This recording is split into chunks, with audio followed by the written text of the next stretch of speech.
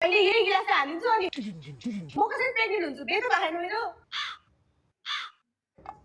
भनेपछि त pregnant Oh my god, how is this possible as a man? तँ पागल भइसक्यो साइको पागल Listen for help. Hello? भनेपछि तेरो विदेशमा पार्लर गएको पनि प्रेग्नेन्ट भयो भनेपछि तेरो विदेशमा पार्लर गएको पनि प्रेग्नेन्ट भयो